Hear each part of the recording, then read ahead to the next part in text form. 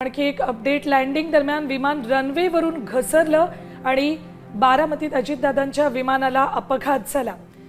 अपघातग्रस्त विमानात 6 जण असल्याची माहिती आता मिळते. लँडिंग दरम्यान हे विमान रनवेवरून घसरलं आणि त्यानंतर विमानाला आग लागली. आपल्यासोबत निलेश सर आहेत.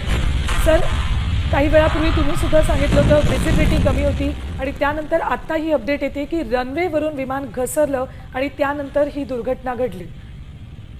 जसं आपण सातत्यानं सुवर्ण सांगतोय, मुळात बारामती एअरपोर्टवरच हा अपघात झाला. विमानाला व्हिजिबिलिटी नाही असं सातत्यानं सांगितलं जात होतं, तरीही विमान उतरवण्याचा प्रयत्न झाला आणि त्यामध्ये जे पायलट आहेत सुमित कुमार यांनी प्रयत्न केल्यानंतर हे विमान हे रनवेच्या पुढे गेलं आणि पुढे जाऊन रनवे नंतर असलेल्या छोट्याशा अशा दरीमध्ये हे कोसळलेलं आहे. खूप मोठी अशी दरी नाही, मात्र रनवे हा नेहमी अशा भागाकडे संपतो जिथे खोलगट असा पुढचा भाग असतो. हा रनवेवरून विमान पुढे घसरत गेलं आणि घसरल्यानंतर ते समोरच्या त्या खड्ड्यामध्ये जाऊन पडलं आणि यामध्ये त्याला आग लागली आणि त्या आगीमध्ये सर्व जण मृत्युमुखी पडल्याची माहिती समोर येते. यामध्ये अजित पवार हे स्वतः या विमानात होते, विदीप जाधव म्हणून आहेत जे त्यांच्या बरोबर होते, पिंकी माळी म्हणून आहेत त्याही त्यांच्या बरोबर होत्या, पायलट होते सुमित कपूर, कॅप्टन सुमित कपूर आणि त्यांच्याबरोबर को पायलट होत्या संभवी पाठक म्हणून. या सर्वांचा मृत्यू झाल्याची माहिती डीजीसीए कडून दिली जाते.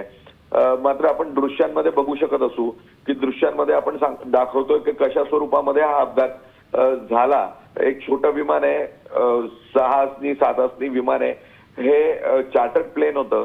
VVST इंडिया नावाचा नंबर जो आहे तो या विमानाचा आहे आणि या विमानाचा अपघात झाला आणि या अपघातामध्ये प्रवासी मृत्युमुखी पडल्याची माहिती समोर येते. आपण दृश्य बघू शकतो कशा स्वरूपामध्ये हा अपघात घडून आला ते.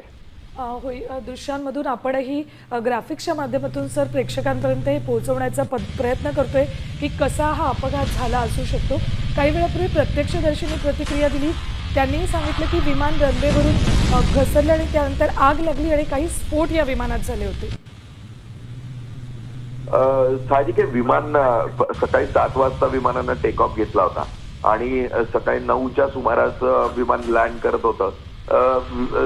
विमानामध्ये निश्चितच एव्हिएशन फ्युल मोठ्या प्रमाणावर असेल, कारण त्यानंतर सातत्यानं अजित पवारांचे दौरे होते आणि अशा परिस्थितीमध्ये हे विमान कोसळल्यानंतर त्याला आग लागली आणि या आगीमध्ये जो स्फोट होतो तो एव्हिएशन फ्युलचा खूप मोठ्या प्रमाणावर एक बॉम्बस्फोटासारखा प्रकार जो आहे तो आपल्याला समोर पाहायला मिळतो आणि त्यातून मग एक विमानाला आग लागली आणि यामध्ये हे सर्वचे सर्व जण मृत्युमुखी पडल्याची माहिती समोर येते. अत्यंत दुःखद अशी माहिती आहे, पण छोटा रनवे आहे, खूप मोठा रनवे नाही, त्यामुळे विमानं ही छोटी उतरत होती या रनवेवर आणि अनेक हौशी वैमानिक या विमानतळावरून सातत्यानं उड्डाणं घेत असतात. आणि सकाळी जी माहिती आपल्याला समोर येते डीजीसीएनं दिलेल्या माहितीनुसार व्हिजिबिलिटी कमी होती.